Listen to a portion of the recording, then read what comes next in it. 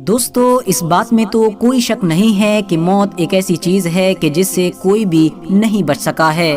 इतिहास हमें बताता है कि मौत से न तो दुनिया का कोई ताकतवर और अमीर इंसान बच सका है और न ही कोई कमज़ोर और गरीब इंसान बच सका है। इसके अलावा मौत ने हमेशा से ही उस इंसान को भी अपने गले लगाया कि जिसने अपनी पूरी ज़िंदगी में अच्छे काम किए थे, और उस इंसान को भी नहीं बख्शा कि जिसने अपनी पूरी जिंदगी एक जालिम इंसान के तौर पर गुजार दी थी।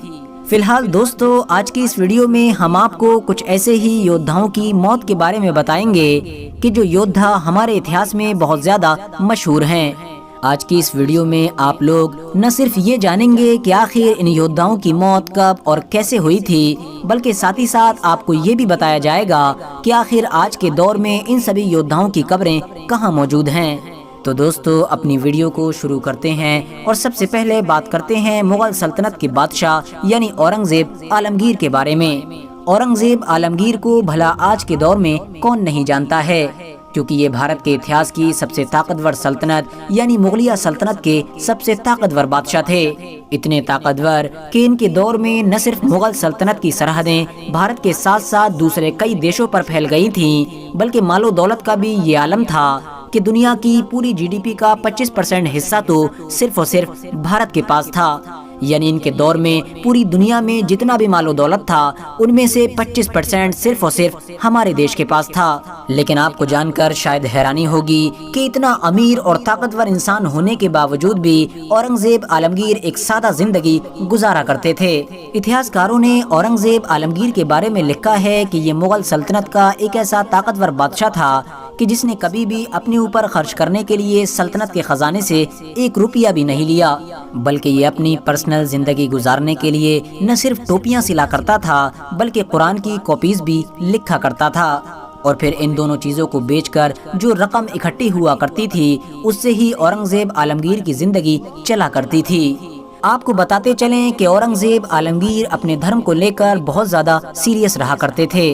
वो न सिर्फ इस्लाम धर्म को सख्ती से फॉलो करने वाले इंसान थे, बल्कि बहुत सारे सूफी यानी बुजुर्गों से भी इंस्पायर थे। यही वजह थी कि उन्होंने मरने से पहले ये वसीयत कर दी थी कि उनकी जनाजे की रस्म को जितना ज़्यादा से ज़्यादा हो सके सिंपल रखा जाए, यानी उनकी जनाजे की रस्म में दूसरे मुगल बादशाहों की तरह फजूल खर्ची न की जाए। इसके अलावा मुगल बादशाह औरंगजेब आलमगीर की ये भी वसीयत थी कि मरने के बाद उनकी कब्र पर दूसरे मुगल बादशाहों की तरह लाखों या करोड़ों रुपए खर्च करके एक आलीशान मकबरा न बनवाया जाए, बल्कि मेरी कब्र को हमेशा हमेशा के लिए खुले आसमान में ही रहने दिया जाए। यही वजह है कि आज भी जहां एक तरफ दूसरे मुगल बादशाहों की कब्रें आलीशान मकबरों में मौजूद हैं, तो वहीं दूसरी तरफ सल्तनत के सबसे ताकतवर बादशाह यानी औरंगजेब आलमगीर की कब्र खुले आसमान में मौजूद है। और ये कब्र इंडिया की महाराष्ट्र स्टेट के मशहूर शहर औरंगाबाद में मौजूद है। अब अगर बात करें इस बारे में कि आखिर बादशाह औरंगजेब आलमगीर की मौत कैसे हुई थी, तो आपको बताते चलें कि औरंगजेब आलमगीर की मौत न तो किसी जंग में लड़ते हुए हुई थी और न ही दुश्मन की किसी दूसरी साजिश की वजह से हुई थी, बल्कि औरंगजेब आलमगीर तो 3 मार्च 1707 को एक नॉर्मल मौत के जरिए से इस दुनिया से रुखसत हुए थे। यानी उनकी मौत बिल्कुल उसी तरह से हुई थी कि जिस तरह से एक बुजुर्ग यानी बूढ़े इंसान की होती है, और वो भी लगभग 88 साल की एक लंबी उम्र गुजारने के बाद। आपको बताते चलें कि बादशाह औरंगजेब आलमगीर ने मरते वक्त अपनी विरासत में सिर्फ और सिर्फ 300 रुपए छोड़े थे, और वो भी उनकी वसीयत के मुताबिक उनकी मौत के बाद सदका कर दिए गए थे। फिलहाल अब बात करते हैं अलाउद्दीन खिलजी के बारे में कि आखिर अलाउद्दीन खिलजी की मौत कब और कैसे हुई थी। दोस्तों, वैसे तो अलाउद्दीन खिलजी भारत के इतिहास का वो ताकतवर सुल्तान है कि जिसको उसके बहुत सारे कामों की वजह से याद किया जाता है, लेकिन वो सबसे मेन यानी अहम काम कि जिसने उसको न सिर्फ इतिहास में सबसे ज़्यादा मशहूर किया, बल्कि उसको भारत के लोगों के लिए एक हीरो भी बना दिया था, वो था भारत देश की मंगोलों से हिफाजत करना। क्योंकि अलाउद्दीन खिलजी अपने दौर की दुनिया की सबसे खतरनाक और ताकतवर फौज यानी मंगोलों और भारत देश के बीच एक दीवार बनकर खड़ा हो गया था। एक ऐसी दीवार कि जिसको मंगोल कभी भी नहीं तोड़ सके थे। मंगोल उसके दौर में बार बार भारत पर हमला किया करते थे और वो बार बार मंगोलों को हरा दिया करता था। لیکن اب اگر بات کریں اس بارے میں کہ آخر علاؤالدین خلجی کی موت کب اور کیسے ہوئی تھی، تو آپ کو بتاتے چلیں کہ زیادہ تر اتہاسکاروں کا یہ ماننا ہے کہ علاؤالدین خلجی اپنی زندگی کے آخری دنوں میں ایک خطرناک بیماری میں مبتلا ہو گیا تھا، ایک ایسی بیماری کہ جس کی وجہ سے اب وہ لوگوں کے پاس بیٹھنا بھی پسند نہیں کیا کرتا تھا، کیونکہ بات بات پر غصہ کرنا علاؤالدین خلجی کی عادت بن چکی تھی۔ لوگوں سے مشورہ لینا بھی علاؤالدین خلجی نے اب بند کر دیا تھا، اسی لیے اب اس کے قریبی وزیر بھی علاؤالدین خلجی سے دور رہنے لگے تھے، اور یہ سب کچھ کیا تھا علاؤالدین خلجی کے سب سے قریبی وزیر یعنی ملک کافور نے، کیونکہ ملک کافور اندر ہی اندر علاؤالدین خلجی کو اپنے راستے سے ہٹا کر دلی کی سلطنت پر قبضہ کرنا چاہتا تھا۔ ملک کافور کے بہکاوے میں آ کر ہی اپنے زندگی کے آخری دنوں میں علاؤالدین خلجی نے اپنے کچھ بڑے وزیروں تک کو قتل کروا دیا تھا، اور یہ سارے وزیر وہ لوگ تھے کہ جن کے بارے میں ملک کافور کو یہ شک تھا کہ آنے والے دنوں میں یہ لوگ میرے لیے خطرہ بن سکتے ہیں۔ اور اب اس طرح سے دھیرے دھیرے کچھ وقت کے اندر ہی محل کے بہت سارے لوگ ختم ہو گئے تھے، اور پھر آخرکار 4 جنوری 1316 کی رات میں علاؤالدین خلجی نے بھی اس دنیا کو الوداع کہہ دیا تھا۔ مشہور اتہاسکار ضیاء الدین برنی کی مانے تو علاؤالدین خلجی کو بھی ملک کافور نے ہی قتل کیا تھا۔ جس وقت سلطان علاؤالدین خلجی کی موت ہوئی تھی اس وقت ان کی عمر صرف اور صرف 49 سے 50 سال تھی۔ ان کی موت کے بعد ان کی باڈی کو علاؤالدین خلجی کے مدرسے میں ہی دفنا دیا گیا تھا، اور آج کے دور میں ان کی یہ قبر مشہور قطب مینار کمپلیکس میں موجود ہے، اور یہ کمپلیکس دلی کے مشہور علاقے یعنی مہرولی میں پڑتا ہے۔ فی الحال اب بات کرتے ہیں ارطغرل غازی کے بارے میں۔ ارطغرل غازی دنیا کی ایک طاقتور سلطنت یعنی سلطنت عثمانیہ کی بنیاد رکھنے والے عثمان غازی کے فادر تھے۔ ارطغرل غازی نے اپنی پوری زندگی نہ صرف منگولوں سے اپنے علاقے کے مسلمانوں کی حفاظت کرتے ہوئے گزاری تھی، بلکہ ساتھ ہی ساتھ سارے قبیلوں کو ایک کرنے کی بھی بھرپور کوشش کی تھی، تاکہ سارے قبیلوں کو ایک جگہ اکٹھا کر کے ایک نئی سلطنت کی بنیاد رکھی جا سکے۔ لیکن اب اگر بات کریں ان کی موت کے بارے میں تو آپ کو بتاتے چلیں کہ مشہور اتہاسک کتاب یعنی دولت عثمانیہ کے مطابق ارطغرل غازی کی موت بھی نہ تو کسی جنگ میں لڑتے ہوئے ہوئی تھی، اور نہ ہی دشمن کی کوئی دوسری سازش ارطغرل غازی کو مار سکی تھی، بلکہ ارطغرل غازی بھی اس دنیا سے ایک نارمل موت کے ذریعے سے ہی رخصت ہوئے تھے۔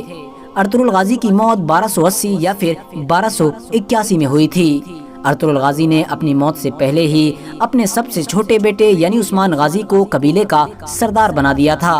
بات کریں اگر ان کی قبر کے بارے میں تو وہ ترکی کے مشہور شہر یعنی سوغوت میں موجود ہے، وہی سوغوت شہر کہ جو سلطنت عثمانیہ کی پہلی راجدھانی بھی تھا۔ اسکرین پر نظر آنے والا ارطغرل غازی کا یہ مقبرہ 19ویں صدی کے آخر میں سلطنت عثمانیہ کے مشہور سلطان یعنی عبدالحمید ثانی نے بنوایا تھا۔ ارطغرل غازی کی قبر کے ایک سائیڈ میں جہاں ترکی دیش کا جھنڈا لگایا گیا ہے تو وہیں قبر کے دوسری سائیڈ میں کائی قبیلے کا جھنڈا بھی لگایا گیا ہے۔ اس کے علاوہ ان دونوں جھنڈوں کے بیچ میں ایک ایسی پگڑی بھی موجود ہے کہ جو ارطغرل غازی کی طرف ہی منسوب کی جاتی ہے۔ ساتھ ہی ساتھ قبروں کی دونوں سائڈز میں ان بہت سارے علاقوں کی مٹی بھی رکھی ہوئی ہے کہ جن جن علاقوں کو ارطغرل غازی نے اپنے دور میں فتح کیا تھا۔ اب بات کرتے ہیں ٹیپو سلطان کے بارے میں، وہی ٹیپو سلطان کہ جن کو شیر میسور کے نام سے بھی یاد کیا جاتا ہے۔ ٹیپو سلطان ہی اتہاس کے وہ پہلے بھارتی شاسک تھے کہ جو انگریزوں کے خلاف لڑتے ہوئے شہید ہوئے تھے۔ آپ کو بتاتے چلیں کہ انگریزوں نے ٹیپو سلطان سے ایک لمبے وقت تک کھلے میدان میں مقابلہ کیا تھا، لیکن جب ان کو اس بات کا یقین ہو گیا تھا کہ وہ کسی بھی حالت میں ٹیپو سلطان کو نہیں ہرا سکیں گے تو آخر اب ان لوگوں نے اپنی وہی چال چلی تھی کہ جس کو وہ ہمیشہ سے دوسرے لوگوں کے خلاف بھی چلتے آ رہے تھے، یعنی انہوں نے ٹیپو سلطان کے محل میں ہی غدار کو ڈھونڈنا شروع کر دیا تھا، اور بدقسمتی سے انگریز میر صادق کی شکل میں وہ غدار ڈھونڈنے میں کامیاب ہو بھی گئے تھے۔ میر صادق کی مدد سے ہی جب انگریزوں نے ایک دن دھوکے سے ٹیپو سلطان کے محل پر حملہ کیا تو اس وقت محل کے اندر ٹیپو سلطان کے ساتھ چند وفادار سپاہی ہی موجود تھے۔ उन वफादार सिपाहियों ने टीपू सुल्तान को ये मशवरा दिया कि हम यहाँ के हालात को देख लेंगे, आपके लिए बेहतर है कि आप महल के खुफिया रास्तों से बाहर निकल जाइए ताकि आप अपनी जान को बचा सकें। लेकिन उस वक्त टीपू सुल्तान ने अपने वफादार सिपाहियों से वो तारीखी अल्फाज कहे थे कि जो इतिहास में हमेशा हमेशा के लिए अमर हो गए। टीपू सुल्तान ने कहा था कि शेर की एक दिन की जिंदगी गीदड़ की 100 साल की जिंदगी से कहीं बेहतर है। और उसके बाद अपने वफादार सिपाहियों के साथ लड़ते लड़ते टीपू सुल्तान 4 मई 1799 को हमेशा हमेशा के लिए इस दुनिया से चले गए थे। और इस तरह से अंग्रेजों के खिलाफ लड़कर शहीद होने वाले वो भारत के पहले शासक भी बन गए थे। टीपू सुल्तान की मौत के बाद उनकी बॉडी को श्रीरंगापटना की उसी मशहूर और ऐतिहासिक बिल्डिंग में दफना दिया गया था कि जिस बिल्डिंग को खुद टीपू सुल्तान ने अपनी माँ और अपने फादर यानी हैदर अली की कब्र के लिए बनवाया था। और आज के दौर में ये कर्नाटका स्टेट में मौजूद है, जहाँ पर दुनिया भर से लोग आते रहते हैं। फिलहाल दोस्तों, आज की अपनी वीडियो को हम यहीं पर ख़त्म करते हैं। वीडियो पसंद आने पर न सिर्फ वीडियो को लाइक करें बल्कि अपने फ्रेंड्स के साथ भी ज़रूर शेयर करें। और इसी तरह की नॉलेजेबल और हिस्टोरिकल वीडियोस हमेशा देखने के लिए हमारे इस चैनल को सब्सक्राइब करके साथ ही में बेल आइकन को भी प्रेस कर दें।